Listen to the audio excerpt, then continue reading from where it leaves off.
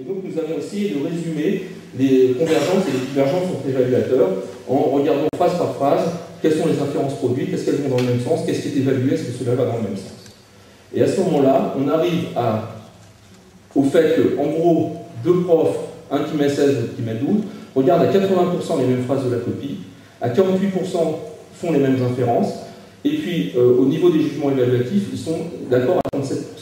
Alors l'objectif n'est pas de critiquer les enseignants, mais c'est de constater ces divergences face à l'évaluation d'une tâche complexe. Et je voudrais avoir 2 minutes pour conclure quand même.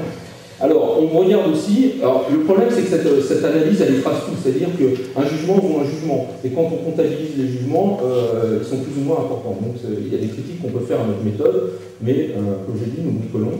Et on voit que le prof quand même qui met 16 a davantage de jugements positifs que le prof qui met 12, voilà, et la même chose pour les jugements négatifs. Alors, donc là je résume. Donc, j'en arrive aux conclusions. Sinon, source de divergence. La construction du référent, c'est-à-dire que même si les profs préparent, s'ils savent quelles connaissances vont être mobilisées, comme je dis, ils ne savent pas comment ça va être mis en musique au niveau de l'argumentation. Donc il y a la compréhension que le prof a de la compréhension de l'élève, la compréhension que le prof a de la copie.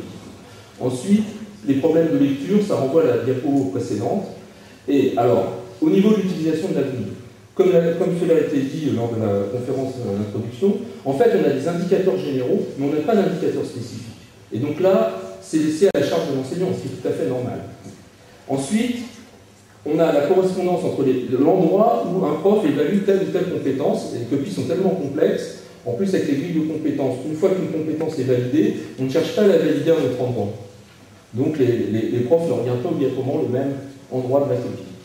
Ensuite, on a des niveaux d'exigence qui sont différents, en particulier quant au point attribué. Tout à l'heure, j'ai passé rapidement la grille, et une compétence qui vaut 4 points avec 4 niveaux d'exigence, à certains endroits, le prof va mettre 2, 2,5 ou 3, donc ça, il y a une part d'autonomie qui est laissée au prof.